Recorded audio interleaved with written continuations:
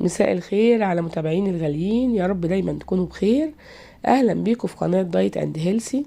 النهاردة الفيديو بتاعنا بسيط جدا وسهل بس مهم جدا. مهم ان انت تعرفي طريقة لبن جوز الهند.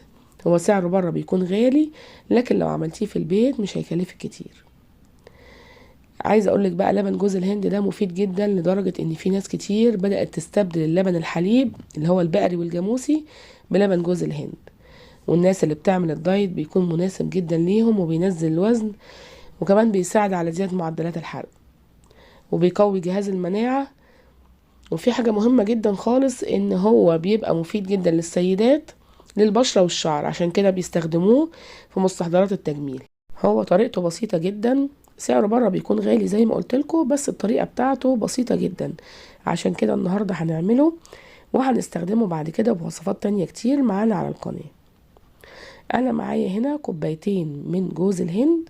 جوز الهند اللي بنشتريه عادي جدا من عند العطار، او بيكون معلب او بيكون سايب، براحتك خالص. معايا كوبايتين. جبت كده البولة بتاعتي، هبتدي كده ان انا احطهم بالشكل ده. وكمان معايا 3 كوبايات من المية السخنة، يعني الكوبايتين من جوز الهند هحط لهم 3 كوبايات من المية السخنة. ايوه بالظبط كده. وهقلب كده بقى كويس قوي. احط مية تاني، ايوه. احط 3 كوبايات. اللبن ده يا جماعة مفيد جدا زي ما قلت لكم، ويا ريت تعملوه في البيت، بيبقى نضيف جدا وبيبقى حلو ممتاز بصراحة، كمان في الوصفات. ايوه اهم 3 كوبايات بالظبط انا معبراهم. خلاص كده قلبته كويس قوي. دلوقتي هغطيه بقى واسيبه من ساعة ونص لساعتين. اغطيه بالشكل ده وهسيبه. زي ما قلت لكم المية بتكون سخنة. بعد الساعتين بقى هنشوف هنعمل ايه. خلاص كده عدى ساعتين على الخليط اللي هو كوبايتين من جوز الهند معاهم 3 كوبايات من المية السخنة. دلوقتي بقى هاخدهم كده وهبدأ ان انا احطهم في شفشق الخلاط زي ما انتوا شايفين كده. ايوه بالشكل ده. وبعد ما ضربتهم كويس في الخلاط ضرب جامد، هبتدي دلوقتي بقى ان انا اصفيه. جبت كده مصفى وحطيتها على البولة، وهبتدي ان انا تصفيه كويس جدا. هيتبقى معاكي جوز الهند. ايوه اصفيه بالشكل ده. هيطلع لي لبن يا جماعة تحفة. هتشوفيه دلوقتي كمان بيبقى اتقل من الحليب. تمام كده.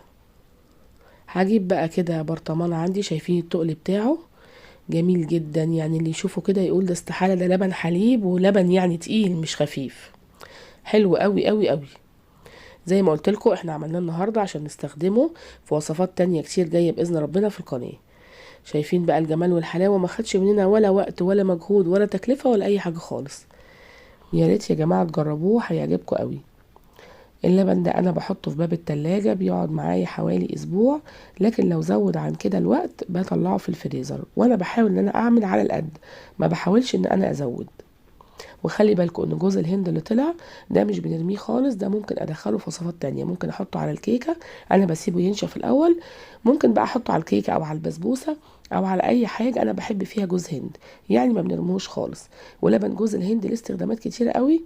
ممكن بقى ادخله في الكيك الصيامي او الناس اللي عندها حساسية من اللبن، وممكن برضه احطه على البسبوسة. وليه استخدامات كتير جدا زي ما قلنا في اول الفيديو. طبعا بتمنى يكون الفيديو بتاعنا النهارده عجبكم، ولو عجبكم بقى ما تنسونيش في اللايك والشير والسبسكرايب للقناه. يلا باي باي، سلام.